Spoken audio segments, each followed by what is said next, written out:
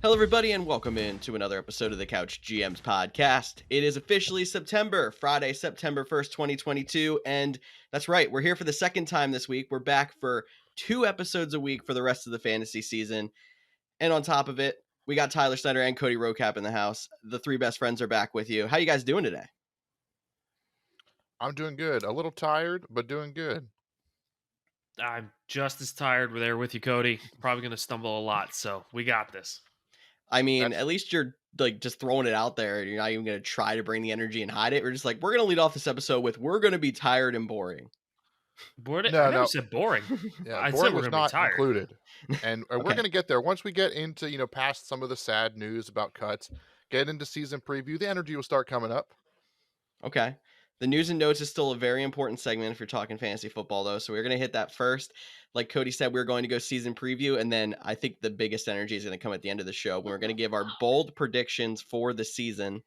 So make sure you find us on thecouchgms.com, our social media channels, Facebook, Twitter, Instagram, TikTok, and Discord at the Couch GMs. And the Discord link is actually in our description of this video. Guys, let's jump right into NFL news.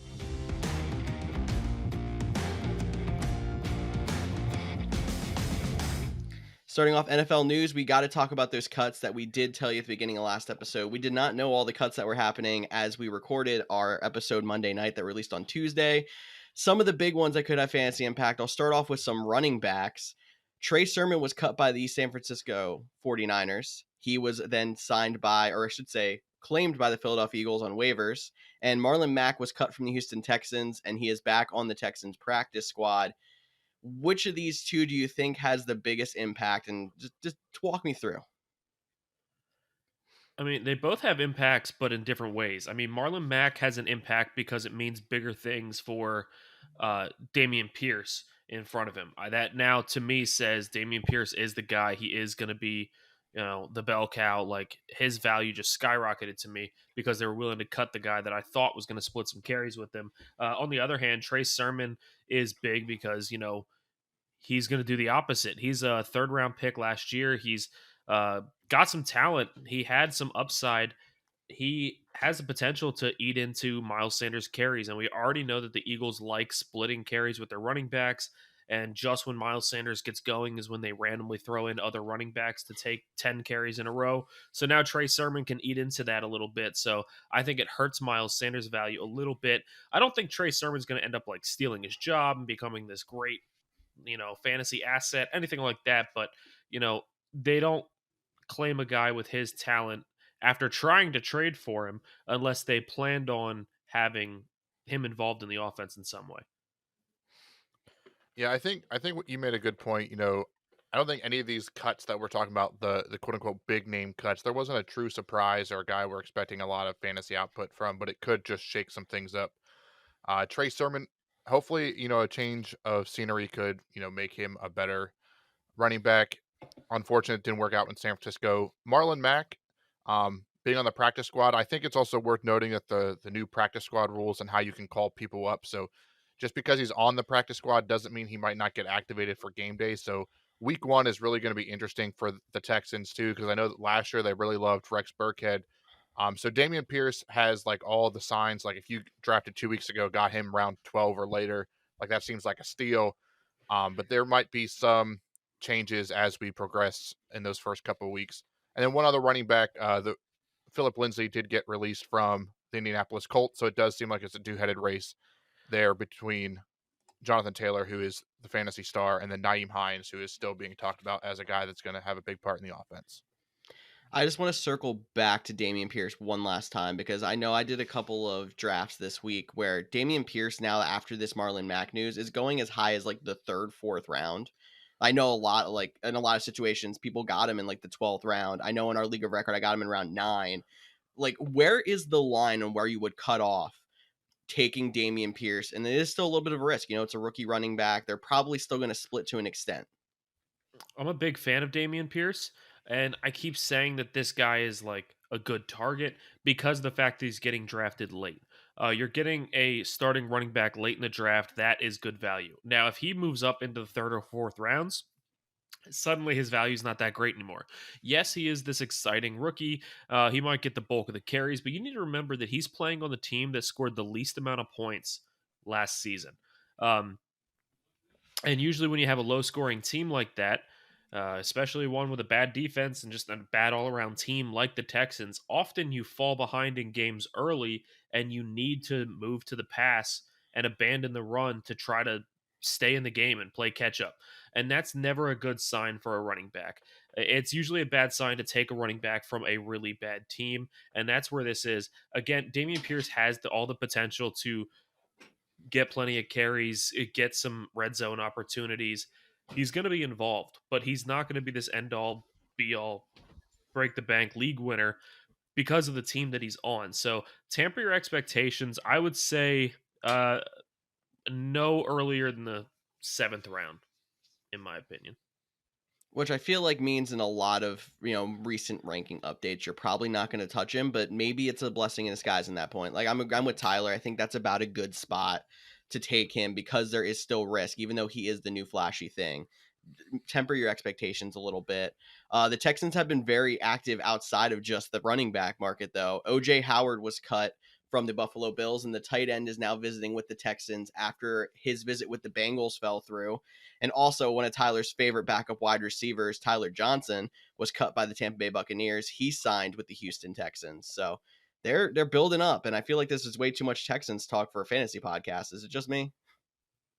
Hey, just you a little bit, but don't sleep on Davis Mills, man. He's going to lead that team to maybe they'll be the biggest surprise. Probably not, but it is definitely worth mentioning.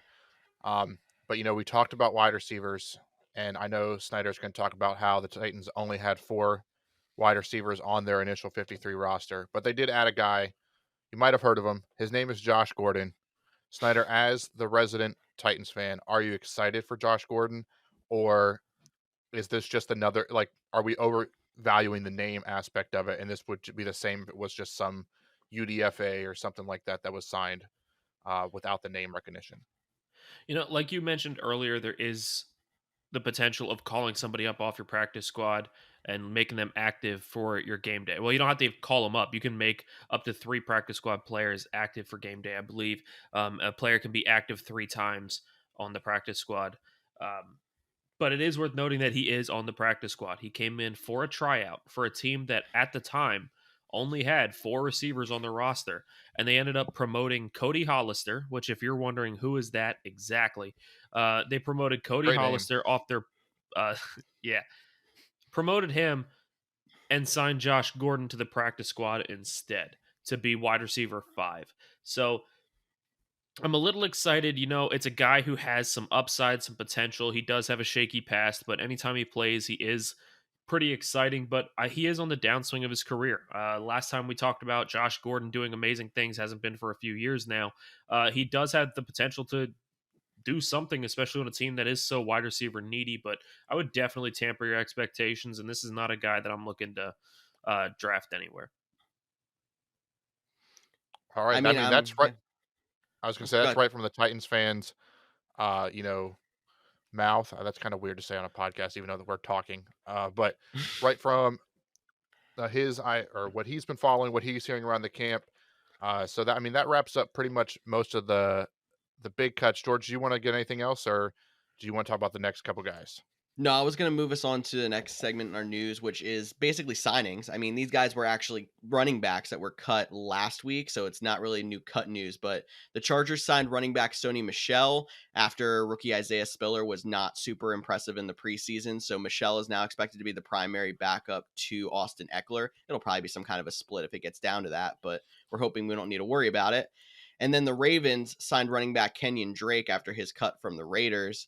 J.K. Dobbins is currently listed as questionable for week 1, so there's a chance the veteran running back could jump in and get a start right away in Baltimore. Yeah, I think Drake's the guy that you need to, pay attention to, whether depending on how deep your league is, maybe it's not worth running out and grabbing him because they still have Mike Davis on the roster who's been there all season or all preseason and training camp. But I think Drake, he is coming off of a little bit of an injury, but he has the potential to be the biggest impact in fantasy. Sony Michel, he might just steal some red zone carries from Austin Eckler, but I still think Austin Eckler is going to dominate that backfield. But Kenyon Drake is a guy that I have my eye on, especially heading into week 1.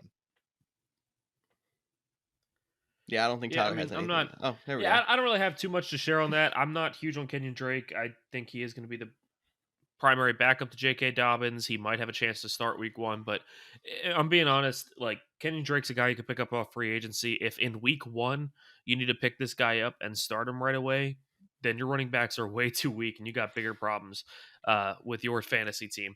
Um, so But like Kenyon for Drake zero is running back strategy drafters who might have J.K. Dobbins as an RB1, and then like because you push the position down so far, he might end up being a better option than some of those late round draft picks just for a week. No, possibly, but I still, again, if you're relying on Kenyon Drake in week 1, I still think you're in a struggle. Yes, you might have gone 0 running back and you might have gotten some of the best receivers in the league, but in a normal format, you can still only start 3 of them. You're probably benching some top tier guys that would be wide receiver 1 or 2 on most teams. Yes, you might have one of the top quarterbacks, but quarterbacks fluctuate. You could have one of the best tight ends, but tight ends fluctuate. So going 0 running back and hoping to get a guy like Kenyon Drake to be a starter for your league, I mean, yeah, maybe it did pay off for you. Maybe it is better than some of the other running backs you got, but it's still an issue. The only good thing is if you're going to lose in the regular season for fantasy, the best week to lose is week 1 because there's always some people nobody was talking about that break out in week 1. It happens every single year. So having the top waiver priority, unless you're in a fab league, uh, after week 1 is very good to have. So, I mean, if you're trying to play for waivers, then yeah, start Kenyon Drake. Yeah, I don't think I was saying go out and start Kenyon Drake, but J.K. Dobbins is questionable. He doesn't look great in practice. There's still a noticeable limp. Like, go out and sign him now as a bench spot. Oh, and then see what happens in week 1. I'm not. If you have to start Kenyon Drake, I'm all with Snyder. But this is the time where you can get ahead of your waivers if you start to get an inkling that someone else might be starting, or maybe J.K. Dobbins isn't where they were telling us the last 3 weeks. Okay, I can grab Kenny Drake, and then I don't have to worry about him in waivers after week 1. That's just my thoughts. Fair enough. gotcha. So that's just getting ahead of the waiver market, which is something we're definitely going to talk about as we go into next week and prepare for the show before waivers are even a thing. One other quick piece of news: there was a trade where Eagles traded wide receiver Jalen Reagor to the Minnesota Vikings, the team that they expected him to go to. Instead, the Eagles cook him and pass on Justin Jefferson. Anyway, they just had an injury to Olabisi Johnson a few weeks ago. Do you think Reagor has any kind of fantasy value or no? Nope.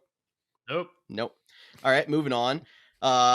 Derrick Henry, running back for the Tennessee Titans, was given a $2 million pay raise for the 2022 season. That now makes him the highest paid running back for this season, but there was no extension to go with the deal. So not really big news other than just contracts for the NFL. The Titans also had pass rusher Harold Landry tear his ACL in practice on Thursday, and he is expected to be out for the season. Fantasy wise, Harold Landry is a big hit for the Titans defense. Titans were one of the top sacking defenses last season. I mean, they got a front of Bud Dupree, Harold Landry, Jeffrey Simmons. Like, it's a crazy good front line. But Harold Landry with 12 sacks last year, that's going to be a huge loss. We had rookie last year. He's in his second year, but tore his ACL last year and wasn't able to play. Or no, broke his leg. I apologize. Rashad Weaver, he is supposed to be the guy that's going to step in and take Landry's spot. Hopefully he's does well. We're going to have to see, but that is definitely a huge loss for the Titans. The Derrick Henry news, though, I know it doesn't seem like big news. Like, I get that. It's, he got a $2 million raise, no extension, whatever, who cares? I personally love this move. It seems dumb from the outside. You're like, hey, you only got so much cap to play with. There's free agents out there you can go get. Like, you need all the money you can get. Fine. But you need to remember that the NFL is not just, highest money talks. We've seen players in the past choose a team based off of different aspects. Maybe they don't like certain owners, so they don't want to go to a certain team or locations. The Titans just cut Brett Kern, their punter of 13 years, a staple for the team, a face of the team, a guy that everybody knows and reveres. And the second they cut him, people were like, former players were all over social media saying, this is terrible. This is no respect, no loyalty to your guys. And it looks really bad on the team. They took the $2 million that they saved from Brett Kern and gave it to Derrick Henry as a raise to make him the highest paid running back to reward him for all that he's done for this team. All that does is make this team a lot more enticing to play for. If I'm an outside player and I'm trying to pick between two teams offering me about the same, and I see, any average team over here, or I see a team that's willing to give a pay raise out of the blue to one of its top players as a reward for doing well, like, yeah, I'm going to go to that team. That seems like the loyalty team. That seems like the team that cares about you. So I know I'm rambling here, but it doesn't seem like a big move, but I think from a business savvy perspective, this is a great move. Yeah, I mean, I think it is definitely interesting that they're willing to give him some extra money. And you mentioned business savvy, so I'm gonna have to take it from the non-fan side for me. But they're also taking the 2 million from his final year in his deal, which means if he is, has another injury riddled season, doesn't come back. I mean, it is a small bone injury that he had in his foot. Very hard. It can be very easily re-aggravated. It helps them get out of the contract in 2023. I know it sounds crazy that we could be talking about cutting Derrick Henry, but he is approaching 30. That is the, nail in the coffin number for running backs. Maybe they'll extend him. Maybe they won't. I know as a Titans fan, Snyder's like, there's no way we're cutting Derrick Henry. I still, as a non-Titans fan, I have a hard time believing it. But it's one of those moves that looks good up front, but it also does help the back end and could be something interesting to watch as we go into next offseason. Yeah, I think Derrick Henry will play for the Titans next season. As even looking at it from a non-Titans fan perspective, I think Derrick Henry will be on the team next season. I think he will play all season. This does help them get out of the contract if they need to, but I don't see them using it. I don't expect Derrick Henry to get an extension. I think next year is his last year as a Titan, and it's hard for me to say. I'm sure it was hard for you, Cody, to watch Devontae Adams leave the Packers, but Very much so. It's a tough thing, but sports is a business. You need to know when to move on, and I think next year will be Derrick Henry's final year for the Titans. Sports as a business is a very good way to end this segment or this section. We do have a couple more quick news things to hit.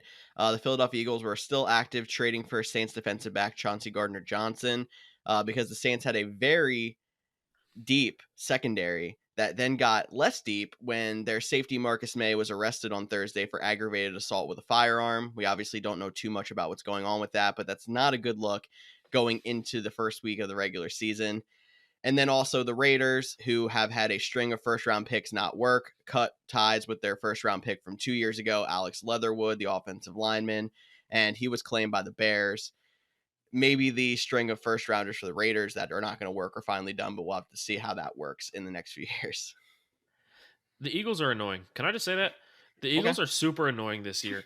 Like, everything is just falling into their lap, and it's stupid. Like, they needed a wide receiver, so AJ Brown comes to the Eagles, and yes, they give up a first round pick for it, but honestly, a guy of AJ's caliber, of his age, he should have demanded more than a first round pick, but they got him for a first. They needed a safety, and Chauncey Gardner-Johnson and the Saints get in a fight, and boom, you get him for absolutely nothing. The Eagles want Trey Sermon, and they're offering a trade. We don't know what the trade offers were, but they were talking trade with the 49ers and end up cutting Sermon, and the Eagles can just claim him for free. Like, everything, let's not forget the fact that they didn't want JJ Arcega-Whiteside, was able to trade him and get something out of it, and then he gets cut too. Jalen Reagor they didn't want on the team, and they traded him for, on the surface, more than what the Cowboys got for Amari Cooper. The Eagles are so annoying. Like, great moves by them, but super frustrating how easy this is all going for them. All I'm going to say, and it will probably trigger all Eagles fans out there, Dream Team 2.0. I said in our group chat why it's different, but I'm not going to get into it because we're going way too long on news, and we're going to jump into our season preview.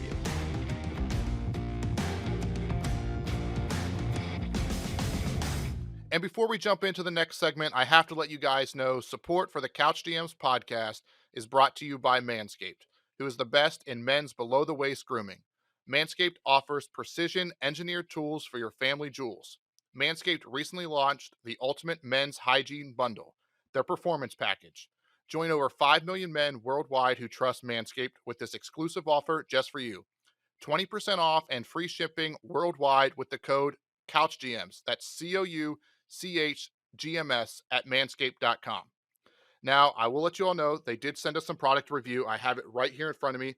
The performance package comes with a nice box that tells you that your balls will thank you, which is 100% true. And the showstopper in this whole thing is the new Lawnmower 4.0. Skin safe technology, super quiet. I really love this light that comes on this. It makes it very easy to, get those hard to reach areas that you can't always have the best lighting for. You get a nice wireless charger, a few attachments that come with it, different lengths, a nice little brush to make sure it's all clean for the next use. Also included in the performance package, you get the weed whacker, the ear and nose trimmer. I know Tyler really has enjoyed that one. Then some couple of nice products. You get the crop preserver ball deodorant, helps you smelling fresh, and it's anti-chafing, which is definitely nice. Used that last week when I was out on a boat wearing a swimsuit all day, no issues. And then this interesting product, which I believe is my fiance's favorite, whether that's just the way it makes them smell, makes them feel, but it's called their Crop Reviver Ball Toner. A few spritz of that right on your package every day. Makes a nice, refreshing feel. Also included, you just lift it up. You get a nice dropping stuff over here. You get a nice bag, travel pack to put that all in. And then the most interesting part, this mat. I just thought it was a newspaper, like a fun thing, but it is a mat for easy cleanup. You get to add that on there. You also get a free gift included with the performance package, which is the boxers that are super comfortable. Now you get 20% off on the performance package. You get 20% off on all of the products on their website. And the t-shirts, I'm not gonna lie, this is like the most comfortable t-shirt I've ever worn. It's not included in the performance package, but I definitely recommend that you go ahead and add that to your cart when you're checking out.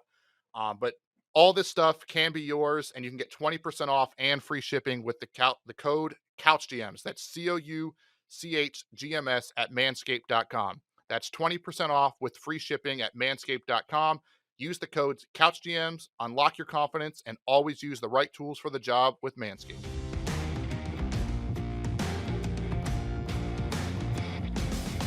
Yeah, maybe I'll have to post on our Twitter or something why I think it's different than the Dream Team 2.0, but like this has been going way too long. So yes, we're going to jump into our season preview. So a little idea of what we're going to do here. We're going to go maybe talk a little bit of fantasy as we go, but go a little bit off the cuff, and we're going to talk about how we think things are going to finish in the NFL this season. So we're going to go through each division, talk about who we think is going to win the division. Throughout, we're going to talk about some of the biggest disappointments and surprises as we talk about each team. And we're going to basically build our playoffs. We're going to talk about wildcard teams and then give our Super Bowl predictions for the year that we can visit back on and see how far off we were when we get into February. So I could jump us right in. I don't know which one of you guys wants to start. We're going to talk AFC North first. Who do you think wins the AFC North? I'll go Tyler. They made the Super Bowl last year. I think it's an easy pick. I'm going Bengals. I don't think Mitch Trubisky is the guy to lead a division-winning team. The Browns are a hot mess. Yes, the Ravens have Lamar back. They have a lot of players healthy again, but I don't trust Lamar still to win the big games. And I also see that a lot of their players that are returning are not as healthy as we thought. And the Ravens still have some injury issues. I mean, even their mascot is out for the season with an injury now. They definitely have some injury issues on that team. So I'm going to go with the Bengals. I think they're way too well rounded. I love the Bengals this year. Yeah, I'm with you. I think it's pretty. I'm going to write off the Steelers. I think it's going to be Mike Tomlin's first year, maybe our first year having a losing record. We'll have to see if he can pull that team together to a 8-8 or 8-1, whatever it is now with the extra game. And then Cleveland, they're just so much of a mess with the whole Deshaun Watson thing. He's going to miss 11 games. They might be competitive down the stretch once he's back.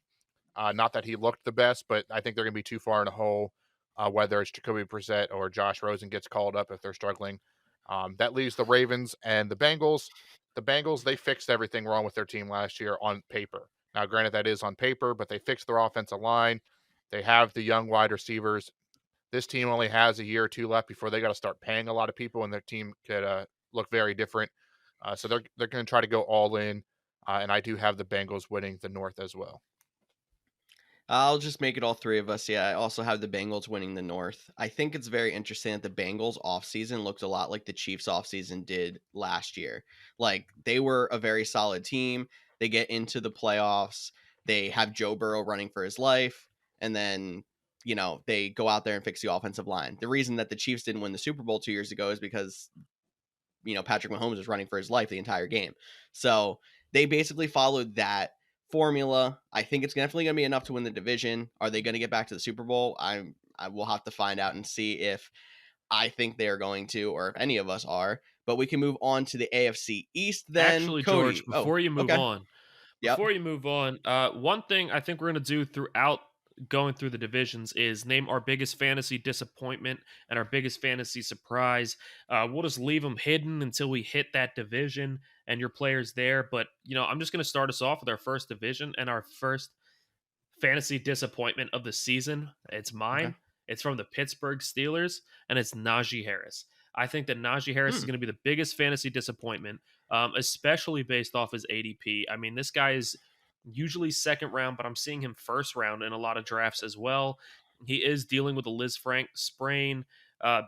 That's a nasty injury. If the sprain gets any worse, it's definitely going to be bad. He might miss the rest of the season. But even if he does play with that kind of pain, um, I don't think he's going to have a great season. I also haven't really been a big fan of Najee Harris. He did well last year, but I said he just never looked spectacular. He never looked like he did anything special that made me really like the guy. So I think he is going to be my biggest fantasy disappointment. Nowhere close to his second round value. Awesome. And he really is like a first round value where he's going ADP wise, that back end. So thank you for getting our first disappointment on the board. But George is getting ready to move us to the AFC East. If you need a refresher, that's the Bills, the Jets, the Patriots, and the Dolphins. This feels like another easy one. Buffalo. I have Buffalo winning this division. I have Buffalo being my number one seed if we want to go that far. I know we're going to talk about how the playoff shakes out, but I'll let that out of the bag now. Um, the one team I'm really intrigued on is the Dolphins. Can Tua pull it together? He was named captain, so it does seem like at least the team likes him. Maybe not the media as much, but the team is liking what they're doing. Can the new head coach get it all together? And then what happens with the Patriots? They were right on the brink last year. Mac Jones, another year in the system. He's had his ups and downs in the preseason. I think both of those teams could be fighting for the bottom of the playoffs potentially. And then unfortunately, the Jets, until I see something for them, the Jets will be fourth in the AFC East for me. Come on, you're not picking the second highest scoring preseason team, the Dolphins? Yeah, no. They put up I'm also 48 on the Eagles' third stringer, so let's just mention that. I mean, the Jets are up there too. So, Hey, the Bears went undefeated in the preseason. So, and the and Ravens we're not in do that every division year. yet. But And the anyway, Ravens do every year, exactly. yeah, I'm going with the Bills again. Just like Cody said, I don't think the Dolphins have what it takes to stay on the Bills level. I do think they have a chance to compete for a wild card. And I guess you could say the Patriots also have a chance to compete for the wild card. They're like those fringe teams, but I don't think they're division winner worthy. So give me the Bills. Yeah, I'll just go right along with you guys again. It's got to be the Bills, the Dolphins, and the Patriots, borderline wild card teams. I still honestly am kind of tossing in the air who my third wild card team is going to be, but the AFC is so deep that it's hard to say there's going to be two coming out of some of these divisions that don't have like that if there's not two powerhouses. But the Bills are a powerhouse. They're definitely one of the favorites to win the AFC, not alone just win the AFC East. So they are my answer for that one as well. Any disappointments or surprises from this division before we move on? Nope. I'm saving mine. All right. Moving on to the AFC South. So if you guys do not remember, the AFC South is the Texans, the Colts, the Jaguars, and the Titans. What a powerhouse division this is. I mean, a lot of people out there saying the Colts are going to win this one. And I know that the Titans, even though they're almost always, underplayed, play super well in the regular season. The postseason's another story. And I'm going to say they are going to win this division again. It might not be super pretty. They're probably not going to be a number one seed like they were last year, but I'm going to go with Tyler's Titans. Yeah, I mean, I guess I'll just piggyback off that. I understand that the Titans are not the pretty team. I know the Colts are the pretty team to look at, but the Colts really didn't add that much from the last 2 years. Um, all they got was Matt Ryan, and people are like, "Yeah, but this is the answer." Phillip Rivers wasn't the answer. Carson Wentz wasn't the answer, and 40-year-old Matt Ryan is also not the answer. Former MVP, I don't care. He's 40. He's on the decline. I don't think he's that special. Jonathan Taylor is going to get run into the ground just like the Titans have been doing with Derrick Henry. I just don't think he's going to have the stamina to stay up with what Derrick Henry's done over his career. So give me the Titans in a close division match. Yeah, I do think this one will be close. Also, it did just break as we're recording. We talked about it at the top of the show, but OJ Howard is signing with the Texans, so doesn't sound like that move is going to make any of us switch to the Texans. Oh, man, Texans? Yeah, no. Yeah, I'm probably gonna have the Texans number 4 in this division. Unfortunately, even though I do like Davis Mills, I think they have some potential, but they'll be number 4 for me. Matt Ryan is only 37. He's not quite 40, He's 40.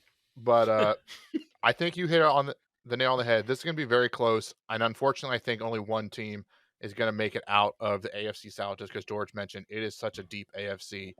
And it honestly could come down to their last matchup, tiebreakers. But every year I buy into the Colts, and every year they let me down. So Tyler's probably rejoicing because I am going to take the Colts to win this division. But like I said, every year they let me down. Uh, I'm a big fan of Michael Pittman. I like what they added in the draft.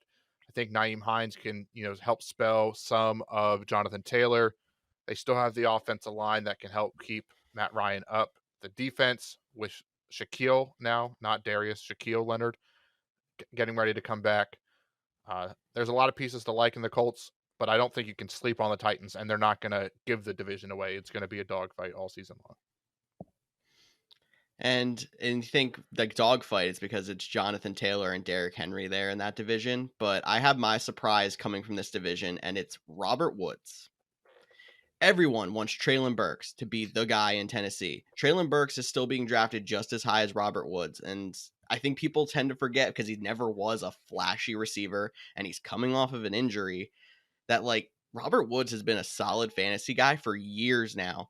Going to a team where he's going to probably be a wide receiver one. He's got a solid quarterback there. He never really had a super amazing quarterback when you think about the fact that he was playing with Jared Goff. Last year, Matt Stafford might say is a bit of a bump, but he was technically the number 2 target.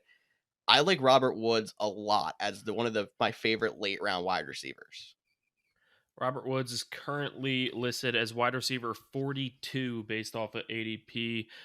In a 10-team league, he's being drafted in the 10th round.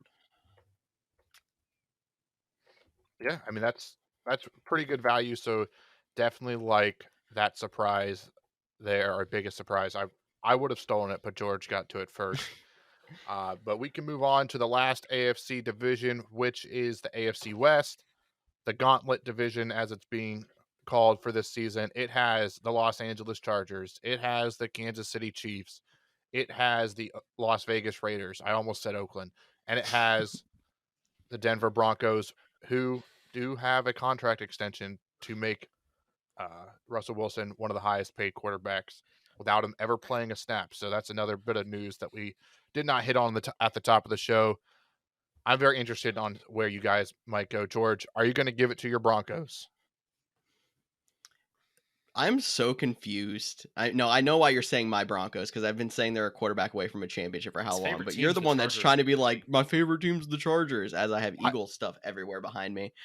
And then you're saying you're Broncos. I feel like the fans don't even they don't know who the heck I am. I'm going to still give it to the Chiefs. I'm just going to go with the pedigree. I think they're going to figure out the wide receiver room. It's going to be a dogfight. There's a really good chance 3.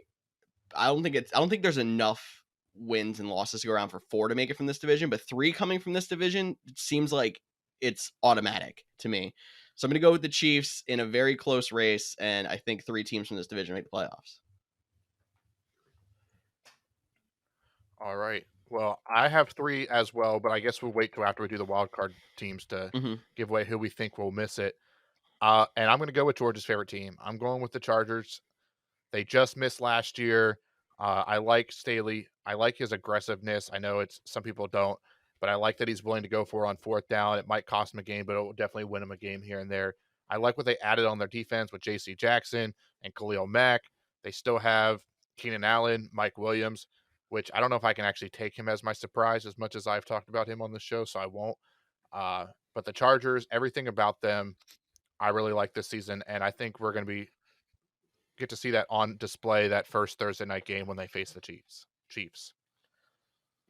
All right, I guess I'll dare to be different. Let's have a three-way split here. I could go with either of these teams and make a good argument, but I'll go with the Broncos. I'll be the guy. I think the Broncos are, they have a solid defense. They got Russ. They got good receivers. They have great running backs. Like, they have the team to win the division. Do they have the team to go all the way and win the Super Bowl? I'm not convinced. But I do think that they have the team to battle with these divisional opponents. I think the big thing to keep in mind is it's not just about winning other games. Everybody in this division is good enough to win other games. It comes down to who has the team to beat their own division. And I feel like the Broncos roster is currently set up the best to handle their own divisional opponents. But now that I said that, it's a little bit of a surprise that we went three different teams here, but I'm just going to go with my fantasy surprise too, my sleeper. And guys, Please this don't. is what? There's a guy I was going to say for my disappointment on the Broncos, so I'm very interested if you're going to say he's your surprise. So I'm really interested where you're going at. No, I'm not going Broncos. But listen, we got a crazy division. We got the Chargers have Justin Herbert with Austin Eckler and Keenan Allen. You got the Denver Broncos with Russell Wilson and Cortland Sutton, Jerry Jeudy. You got the Raiders have Derek Carr with Devontae Adams and Josh Jacobs, Hunter Renfrow. Every game in this division is going to be a shootout. There is some good defenses in here, but I think it's going to be some high scoring shootouts. And with that being said, that means the ball's going to be thrown a lot. Someone's going to need to be catching them. So I'm going with the Chiefs wide receiver, Juju Smith Schuster. He had a 1,400-yard season in 2018. We're not that far removed from that. He's still young. He's still exciting. And he apparently has developed an amazing connection with Patrick Mahomes in camp. I feel like we're sleeping on the Chiefs receivers a little bit, but tell me, other than maybe Sky Moore, who you can make an argument with, but it's not often you see rookie receivers really break out that heavily. I don't see a guy that could really take the share from Juju Smith-Schuster as much. And you're talking about an offense that threw the ball a lot the past few seasons. They had a ton of fantasy points. So I think Juju's going to be taking that target share. In these shootout games, they're going to have to throw it to somebody, and Juju's the guy that's going to get it. So give me him. He's currently being drafted around the 7th round, ADP-wise. I think he's going to be a top 3 round player by the end of the season, a top 30 player.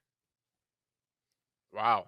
That, dude, you don't disappoint with your hot takes. And I Never I do. love Never do. I love it.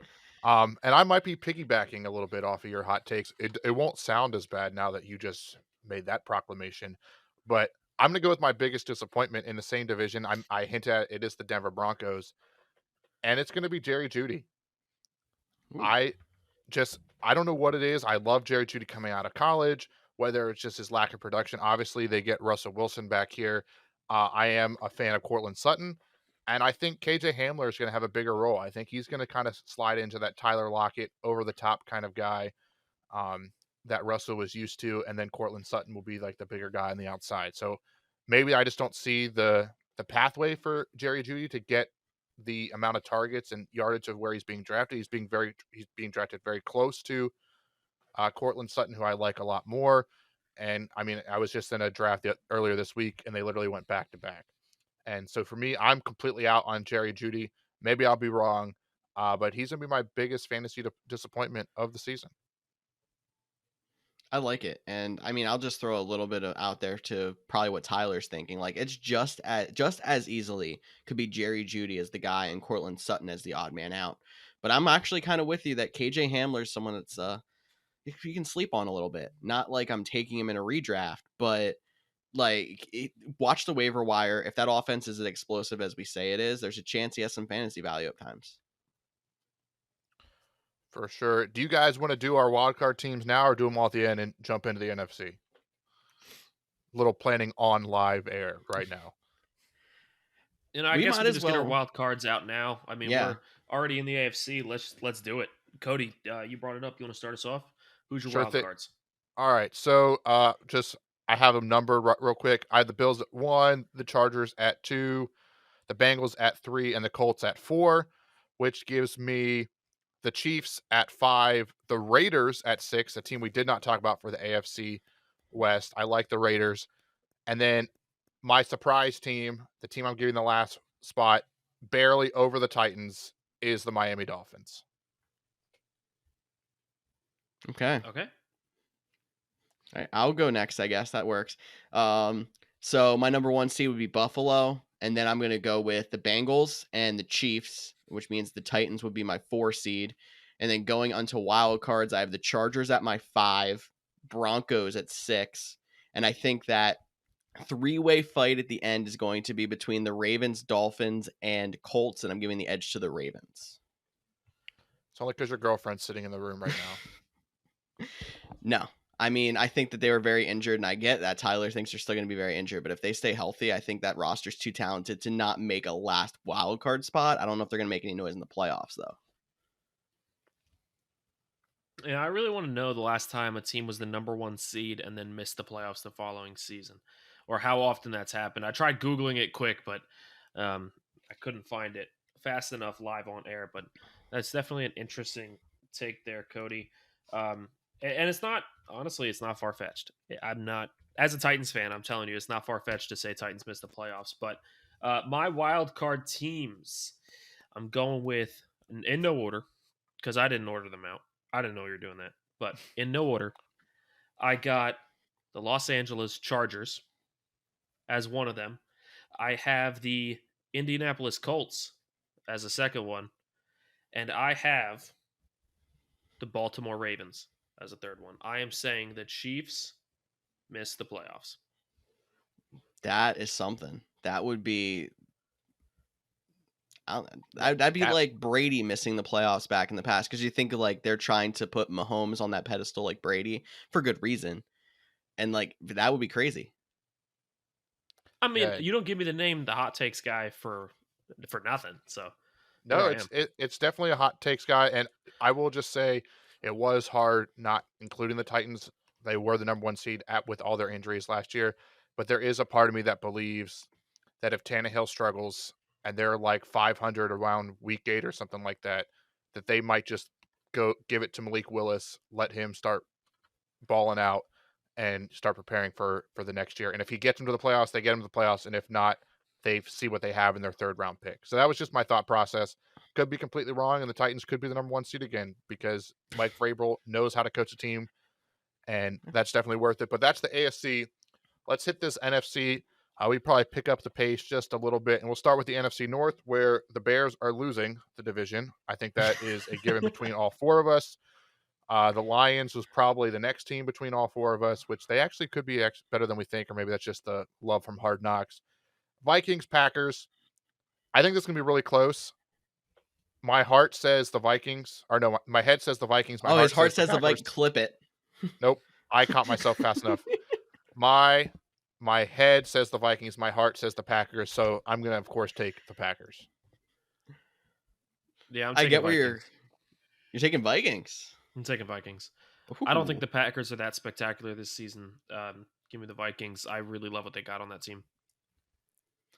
I definitely think it's going to be very close between the two. I'm going to give the edge to the Packers because I feel like there were very few times in the Rodgers era where they weren't good enough to go out and win that division. And I still think they have enough talent, especially on defense, to keep themselves in enough games to win the division. Yeah, the Packers defense will be top 5 this year, which is kind of crazy. Their special teams, oh God. That's why the if Vikings they miss the it. playoffs or the list of winning the division, it's because of the special teams. Most likely. Any surprises, disappointments, fantasy wise in this division, or y'all want to move on? I got all mine out of the way already. All that you did it all in the AFC, and I just have my surprise left. So, but I just have my disappointment. So we'll go to the NFC East. This division is as always, the most interesting for all the wrong reasons. Amen. And literally, if you told me that any of these 4 teams can win the division and any of these 4 teams could have the number 1 pick, like, you could sell me either way. Obviously, it'd be a lot harder sell for the Cowboys. The Eagles have the number 1 pick, but you get what I'm saying. Mhm. So this one is definitely tough for me, but I am, despite everything, and I said the Dream Team 2.0, I am going to give the edge to the Eagles in this one. They win the division. The NFC East never has back-to-back champions, so the Cowboys won it last year, so that means it's the Eagles' turn. Jalen Hurts still doesn't sell the fan base, and they have a big contract decision coming up, but at least they make the playoffs for a second year in a row. Go ahead, Tyler. I'll go last. All right. I guess I'm just gonna keep picking against everybody's favorites. I'm going Cowboys. I think, yeah, the Eagles got AJ Brown. Yeah, the Eagles got Trey Sermon and Chancey Gardner Johnson. I don't care. The Cowboys were 12-5 last year. I don't think they lost. I mean, they lost Amari Cooper, but they have other receivers. I think they haven't lost enough pieces for me to be like, yeah, they took a huge step back. They were 12-5. I mean, that's a great season. I think they're going to be healthier, more put together, and I think the Eagles are going to. I don't. I would go as far as to say that I don't think the Cowboys are going to win the division, as much as I would say the Eagles are going to lose themselves the division, not get last, but they're going to be the reason they don't get first. I think Jalen Hurts and Nick Sirianni are going to be the reasons that they don't make the playoffs. Oh, he just said Interesting. not make the playoffs. So he Oh, only yeah. not has make. one team. Yeah. I mean, not win the division. That's a word fumble. Oh, I am tired. it's okay. Well, we'll It's see okay. if they are a wild card team now when we get to the end of the NFC. I'm going to go with the Eagles to win the division. It's going to be close between them and the Cowboys, but there's something about the Cowboys from a completely non-biased perspective that just doesn't feel right to me this year. I don't understand exactly what, like, their defense is very boom or bust.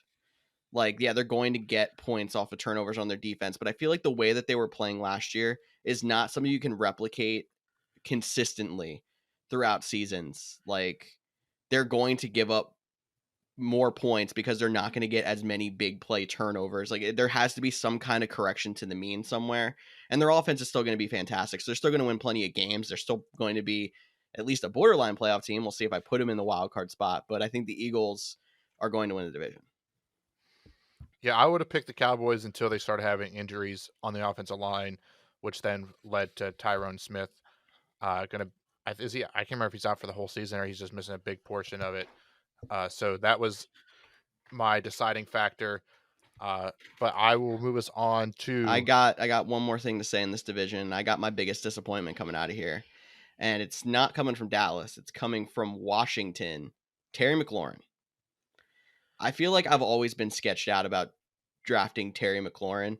And I have this weird feeling that they really like Jahan Dotson in that house. And he's going to take more targets from McLaurin than we're thinking. I almost went far enough to make him a bold prediction later, but I'm not going to go that far.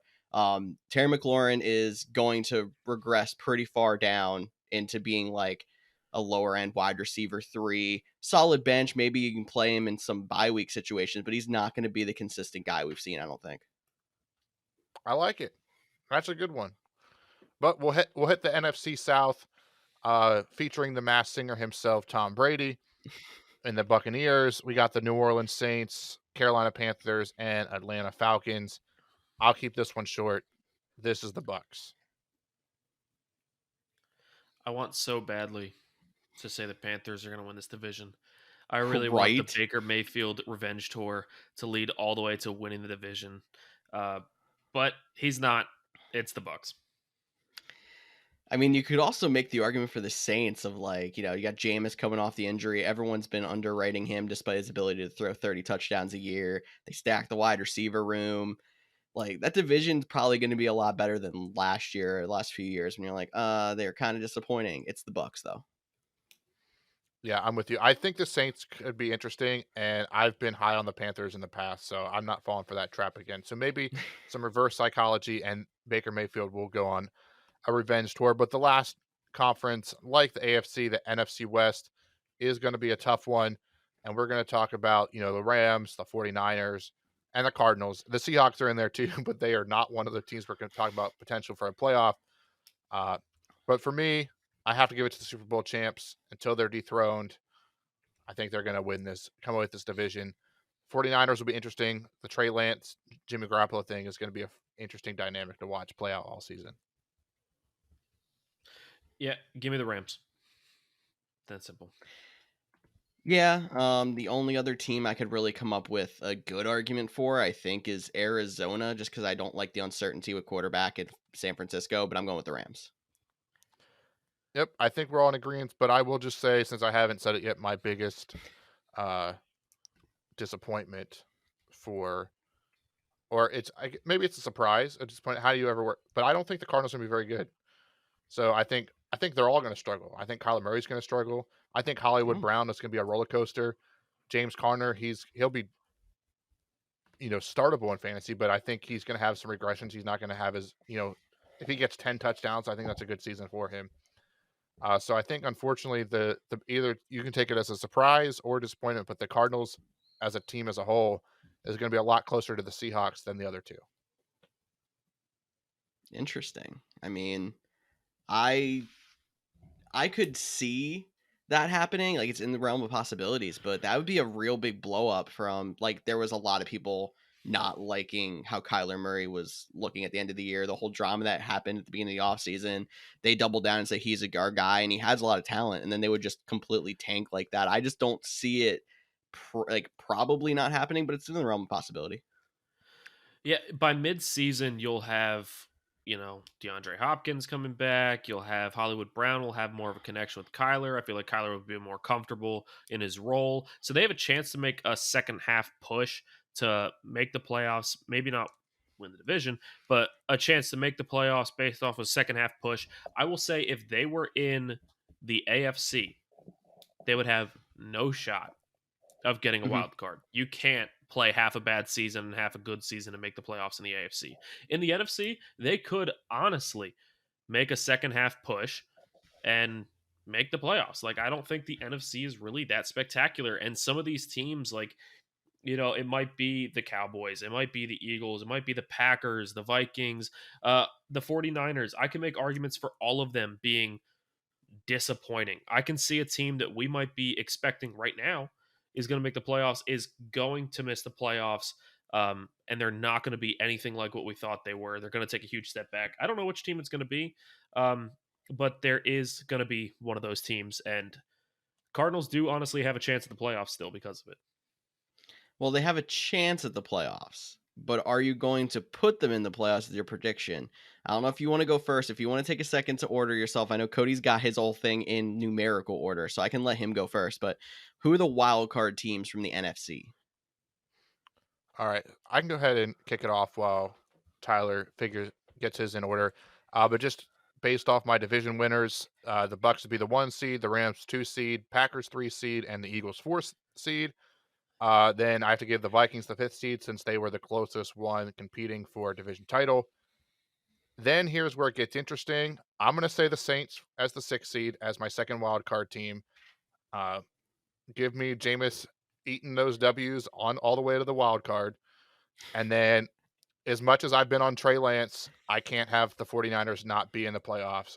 So the 49ers will win my 7th seed, just eking out the Cowboys. Interesting. I like it.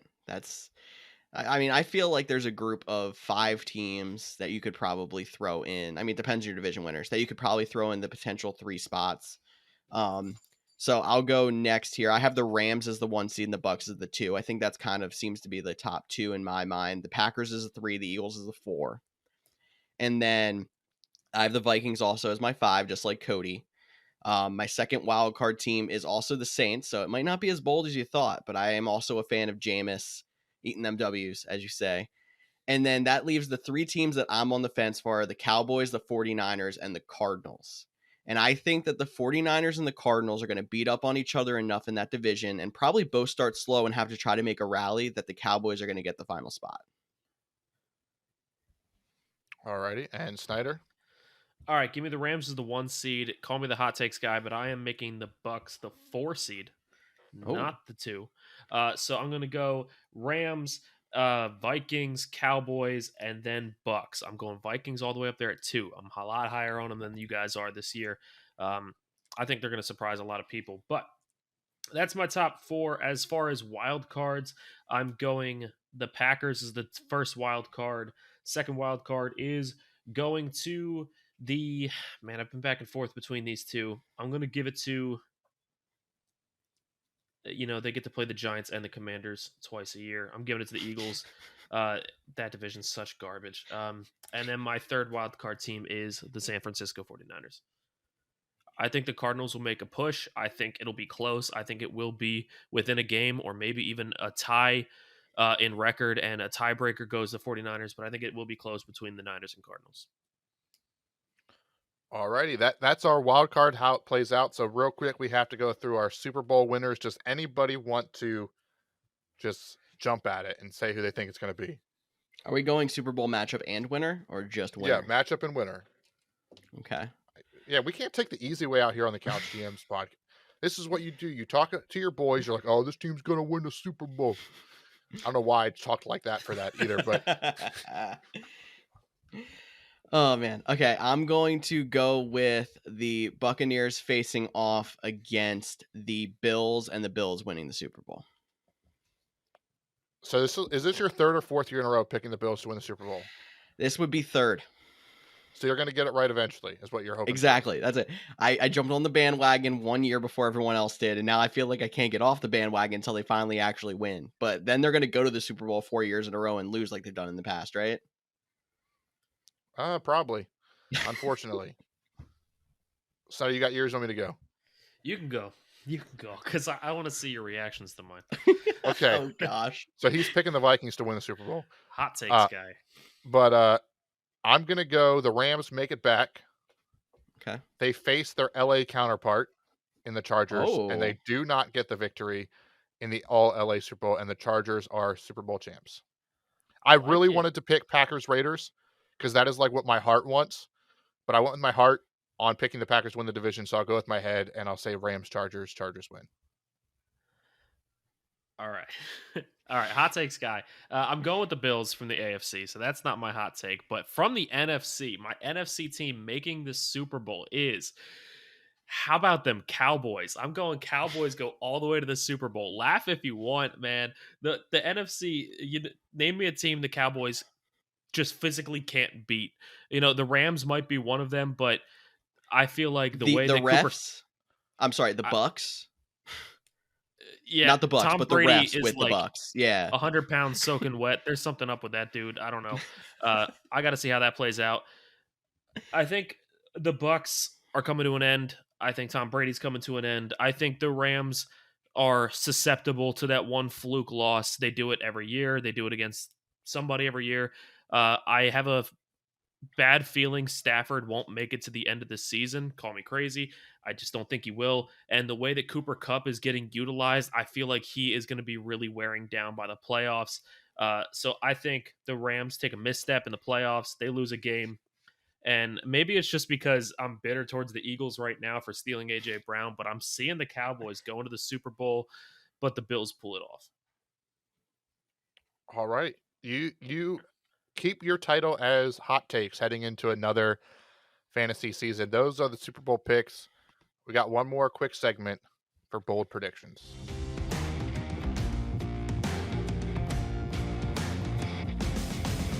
All right, we're going to go and give our bold predictions for this season before we wrap up the show. And I feel like this is the segment that Tyler's been like literally doing the entire episode. I don't know. So I'm going to make you go last. Cody, why don't you go first? Give us your bold prediction. Alrighty, I'll give you my bold prediction, and you guys might nullify it as being my bold prediction, but you'll have to tell me after I say it. But if you've listened to this podcast this whole offseason, my bold prediction is Mike in Williams fantasy, is the top scoring fantasy receiver on the Chargers. Yeah, Mike Williams outscores Keenan Allen. Nope, new one. Sorry, give me a better one. You've been saying it all season. It's not a bold prediction. Yep. It's still bold. He's going 4 rounds later. He scored like 2 less points than Keenan Allen last year. All right, T. Higgins outscores Jamar Chase. Okay, that's better. That's a good one. That's a good one. So again, you're just, like, that's even more saying that Tyler Boyd is going to be completely irrelevant, because I feel like I've had to say that multiple times this offseason that, like, yeah, I think T. Higgins is going to be great. Jamar Chase is going to be fantastic. But where is Tyler Boyd just going to disappear into the void to? Hey, he'll still get. He's just not going to be like. He's going to be the guy that you can't cut because he's too good, but nobody will trade for him because he's so inconsistent. But he'll have his games, or he'll have a 2-touchdown game or two. He'll have a 100-yard game or a few 100-yard games. Like, he'll be involved, but he'll be the guy that's not good enough to start on a weekly basis, but too good to cut. That's where I'm at with Okay. Tyler Boyd. Dude's Alright. not even getting drafted in a lot of leagues. Okay. All right. You can tell me if mine's not bold enough either, but I'm going to go to the Pittsburgh Steelers. I'm going to say Pat Freiermuth will end as a top 5 tight end in fantasy. I mean, I feel like I should just make you change because I had to. All right. I had a backup plan because I really wasn't sure. So I'll go even bolder. I Okay. like Leonard Boulder. Fournette will finish outside of the top 30 running backs at the end of the season. Okay. I mean, yeah, I mean, I can see it, but you win. I mean, you put your twos together, they're pretty bold. We're still probably like very cold takes compared to what Snyder's about to hit us with when he's like, I mean, yeah, I'm sure. Like, St. he's Brown gonna... and DeAndre Swift, RB1, wide receiver 1, Lions 17-0. Jared Goff wins MVP. No, I just mean, kidding. I'm sure you were going to say that, but okay, what do you got? No, I feel like I'm letting you guys down now. I feel like this isn't as bold, but I'm the hot takes guy. This is bold predictions. So here's what I got for you. So we're in a league with Derrick Henry, Christian McCaffrey. We're in a league with Jonathan Taylor. However, I'm saying between the weeks of week 8, week 16, in that gap, second half of the season, the leader in fantasy points at the running back position will be somebody who's currently listed as a backup. Okay. So maybe it'll be Rashad White, and that's why Leonard Fournette will finish outside the top 30. See, it works. It'd be Jamal Williams. That's maybe. honestly not a bad possibility if you have another injury-filled DeAndre Swift year. Okay, Tyrion Davis I Prince. like that. Yeah, Could be. Does AJ Dillon count technically. as a backup? Technically, yeah. Or, He's a backup. Okay. Aaron Jones is the starter. The dude with the long name in Minnesota. All right, I can Ty see. I think there's Chandler. a lot. Yeah, Ty Chandler. And you're saying he's going to be the top, right? I want to make sure I heard it correctly. Yeah. Or did you say Between the top weeks 5? of 8 and 16, he will be the number 1 scoring fantasy running back. Okay. Well, we're going to have to play this back at the end of the season when we do our review and see how our hot takes did. I'll give you one more quick cold take before we go, but I didn't use it because he's probably not going to stay healthy all season. But if healthy, Sammy Watkins will be the number 1 pass catching option in Green Bay. But he'll be for week 1 and he'll 4, be hurt by week 4, so I didn't want to use it. But that was a lot of fun. We went through the whole season. We got some bold predictions in there. I mean, Tyler's been doing them all episode long. So as always, thanks for listening to another episode. We're back to 2 episodes a week. Yeah, guys, I would love to hear how dumb you think I am for some of my bold predictions. But at the same time, I want to hear your bold predictions so I can make fun of you just as hard. But it's all in good fun, in all honesty. Let us know what you thought of our picks. Let us know what your picks are. Either way, this podcast is so much more fun for us and more fun for you when you get involved. Yes, it is, Tyler, and thank you all one more time for listening into the Couch GMs podcast. For Tyler Snyder and Cody Roadcap, I'm George Kerth, and we'll see you all next week.